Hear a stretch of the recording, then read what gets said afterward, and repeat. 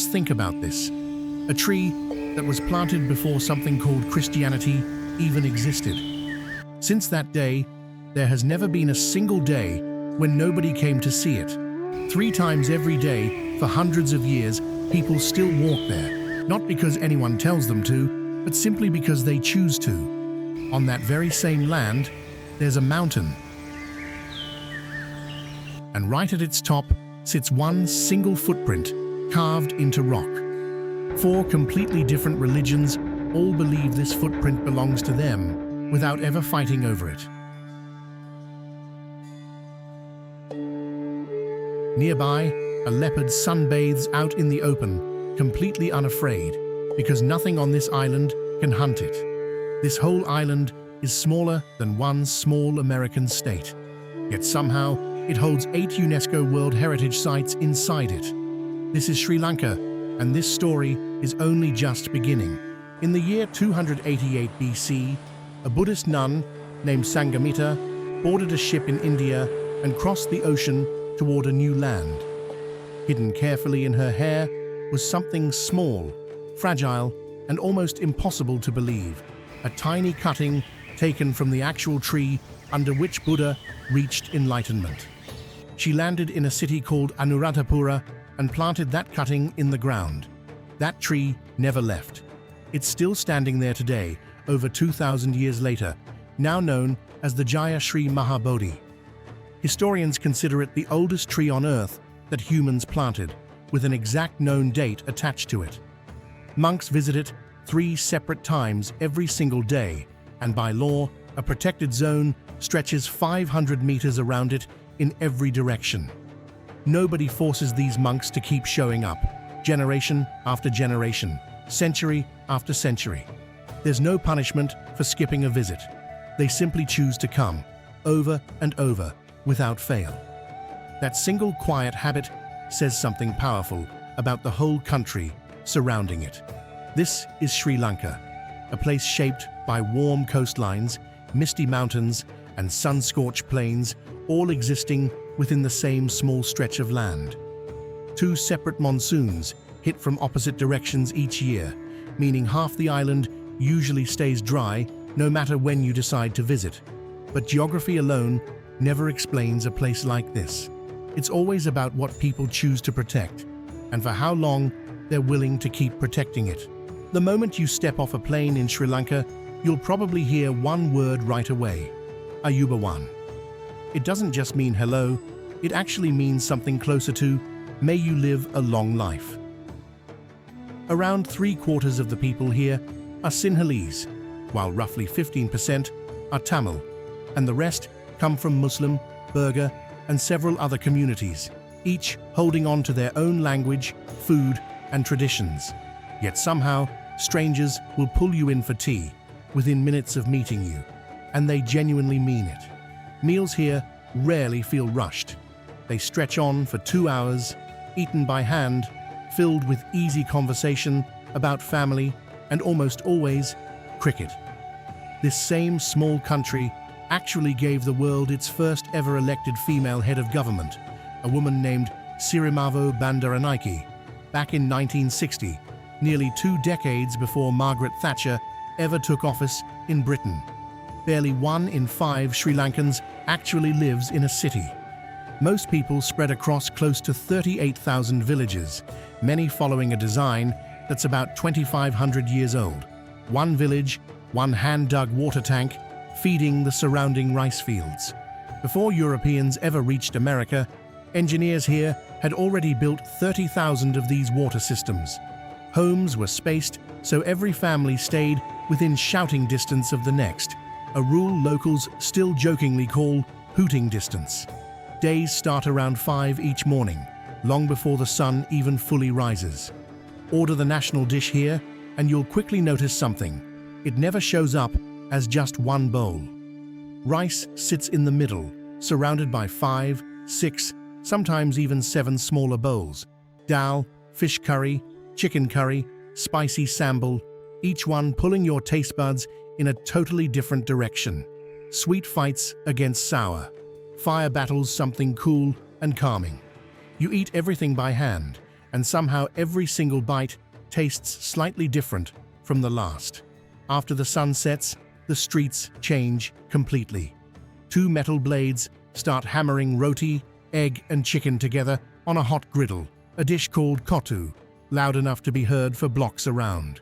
Inside Yala National Park lives a leopard unlike almost any other on Earth.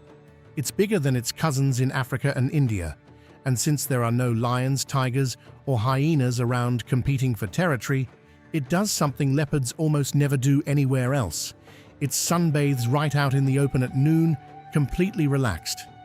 Yala actually holds the highest leopard density ever recorded anywhere on the planet, meaning if you're looking for one, your chances here are better than almost anywhere else in the world. Local guides say these leopards have grown so used to safari jeeps that they'll sometimes walk right past a vehicle, barely even glancing at the tourists snapping photos just a few feet away. It's a strange kind of confidence, almost like the animal knows it owns this land. And honestly, it kind of does. Off the southern coast, near a town called Marissa, blue whales, the largest animals to ever exist on Earth, stay here all year round instead of migrating away like they do almost everywhere else. Their calls can reach an incredible 188 decibels, loud enough to actually travel 1,000 miles underwater. Boats head out early most mornings, and sightings happen often enough that locals barely consider it rare anymore. Further inland, a rainforest called Sinharaja protects trees so rare that 60% of them exist nowhere else on the entire planet. Thick canopy blocks most sunlight from reaching the ground, creating a cool, damp world filled with birds found nowhere outside Sri Lanka's borders. Between the leopards on land, the whales in the ocean, and the rainforest holding it all together, this small stretch of coastline and jungle somehow manages to protect an entire ecosystem most countries could never hope to match. Rising straight up out of flat green jungle, a massive rock called Sigiriya climbs 656 feet into the sky. Back in the 5th century, a king named Kashyapa decided to build his entire palace right on top of it, turning a simple rock formation into one of the most ambitious architectural projects of the ancient world. The story behind it is almost as wild as the rock itself. Kashyapa reportedly seized the throne after overthrowing his own father, and fearing revenge from his half-brother, he chose to build his fortress in a location almost nobody could easily attack. Sigiriya wasn't just a home, it was a statement, a mix of paranoia and genius carved straight into solid stone. Getting to the top today still requires climbing a long series of steps and metal staircases bolted directly into the cliff face, passing through what's known as the Lion's Gate, two massive carved paws that are all that remain of an enormous lion statue that once guarded the entrance to the summit. Somehow, the paintings on its cliffside walls have stayed vividly colorful for over 1,500 years, surviving sun, rain, and time itself without fading away completely. These frescoes show elegant women, believed to be either royal court members or celestial beings, painted with pigments whose exact recipe still isn't fully understood by modern researchers even today.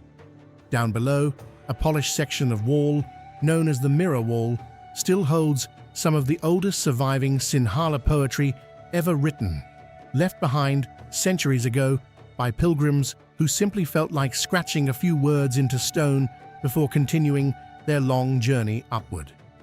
Nature and history don't feel separate here. They seem to grow directly into each other, layer after layer, almost like the rock itself was waiting patiently for someone, anyone, to finally notice what it had been quietly holding onto for over 1,000 years. Today, visitors still climb before sunrise, reaching the summit while the air stays cool, standing at the top over miles of unbroken jungle. Adam's Peak rises 7,300 feet into a nearly perfect cone shape, its silhouette visible from miles away, standing out sharply against the surrounding hills. Right at its summit, carved deep into the rock, sits a single footprint, roughly 5 feet long, worn smooth by centuries of hands and knees pressing against the stone. Buddhists believe it belongs to Buddha, marking the exact spot where he stepped before leaving this world behind. Hindus believe it belongs to Shiva, connecting the mountain to one of their most powerful gods. Muslims believe it belongs to Adam, the very first man, said to have stood here after being cast out of paradise. Christians believe it belongs to Saint Thomas, the apostle who is said to have traveled through this region centuries ago. Nobody has ever definitively proven whose footprint it actually is, and honestly, that uncertainty seems to be exactly the point. Instead of turning into a source of conflict, the mystery has quietly turned into a shared tradition, something everyone gets to claim a piece of, without anyone needing to be wrong for someone else to be right. Every pilgrimage season, all 4 groups climb the exact same 5,000 dark stone steps together, side by side, sometimes chatting, sometimes praying silently, just to watch one shared sunrise from the very top. The climb usually starts around midnight, so pilgrims can reach the summit right as the first light breaks over the horizon. At that moment, something strange happens. The mountain casts a perfect triangular shadow across the clouds below, visible for only a few minutes before the sun rises higher and the illusion disappears completely. Pilgrims from 4 completely different faiths stand shoulder to shoulder, watching the exact same sky at the exact same time, sharing something words alone could never fully explain. Local guides say the climb feels harder than it looks, with steep sections leaving even experienced hikers breathing heavily. Tea shops line the route the whole way up, run by families who've operated the same small stalls for generations, offering hot drinks for tired travelers still working toward the top before dawn. Down in Kandy, the Temple of the Sacred Tooth Relic has guarded an actual tooth believed to belong to Buddha since the 4th century, reportedly smuggled onto the island hidden inside a princess's hair as she fled from a foreign invasion. Fewer than a handful of monks have actually laid eyes on it directly in over 100 years.